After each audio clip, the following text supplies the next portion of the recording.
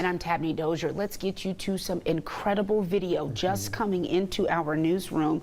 This is the Tamarack fire, and this was posted on Twitter by Truckee Metals Fire and Rescue. Look at this. One of its brush engines just barely escaping this unpaved road with flames surrounding them on all sides. Wow. The fire is estimated to be over 50,000 acres and is moving east towards Smith Valley, where people are being told to prepare to evacuate. Philando Castile, Tamir Rice, Alton Sterling, Breonna Taylor, and most recently, George Floyd. Just a handful of unarmed black men and women killed by police officers in recent years. Now the world is talking. Protests, some turning violent, Confederate statues removed. The quest for racial equality continues. Northern Nevada, it's time to have a talk. A serious one, a life-saving one, a life-changing one, a conversation about race. Thank you for being here for our 1-hour special edition of this town hall. I'm Tabnie Dozier. Now to our first alert fire coverage as firefighters make progress on the Dixie fire. Thanks to cleaner air today, helicopters were able to help with suppression efforts. Containment now up slightly to 22%. These flames burning more than 482,000 acres. Firefighters are working to keep flames from reaching homes in the Westwood area. All people unaccounted for have now been located, according to the Plumas County Sheriff. Highway 70 back open about a quarter-mile east of Jarboe Gap in Butte County to the north junction with Highway 89 in Plumas. New information about a popular scout campground 3 days after the Dixie fire caused an estimated $750,000 in damage. Thanks for being with us tonight on the CW. I'm Tabnie Dozier.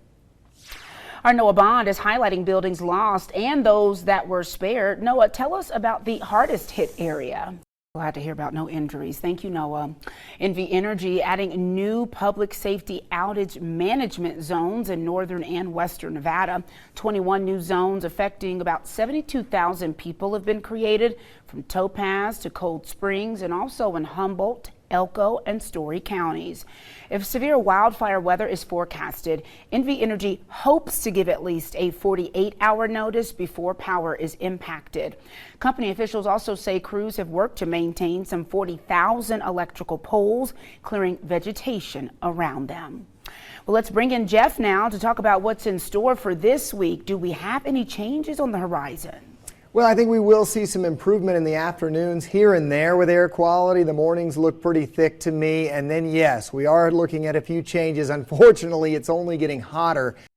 Even thunderstorms. We'll have all the details in your first alert forecast. All right, busy week for you. The first day of school for kids in Washoe County now in the books. It is an exciting time for the roughly 62,000 students and 8,000 staff members who filled campuses across Reno and Sparks, especially after last school year with hybrid schedules and distance learning. Today also marks the start of a 2-year recovery plan put into place by the Board of Trustees. The plan addresses the impact of this pandemic on academic, social, emotional, and mental health. For more information, head to colotv.com. Meanwhile, other Nevada counties updating their plans for the start of the school year. Douglas and Lyon counties joining Carson City in not requiring masks for students in the classroom, but they will be required on school buses. Per Governor Sisolak's latest mandate, masks are only required in populations of more than 100,000 people, which includes Washoe and Clark counties. All other school districts can make their own decisions. Staying in Washoe, health officials reporting 93 new COVID infections. Almost 58% of those 12 and older are fully vaccinated.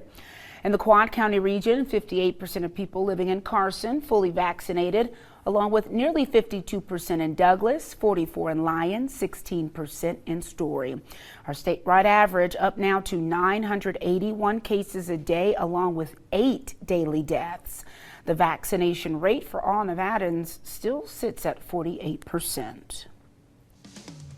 Still to come tonight, a rare moment on Capitol Hill. Both sides of the aisle coming together for a common cause. The latest on the infrastructure bill that's about to get a vote when we come back.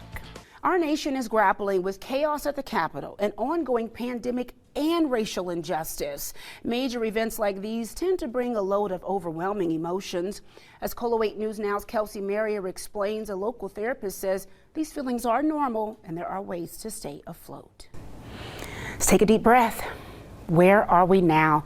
It really is such a loaded question that's not easy to answer, but it is clear from the events we highlighted during this special that there's a lot of work to do when it comes to equality for Black and Brown Americans. Remember, we all play a role in making this world a better place. Looking away or not listening, that doesn't help. As a late award-winning author, Toni Morrison once said, "The function of freedom is to free someone else." Thank you for being with us. Have a wonderful and safe night.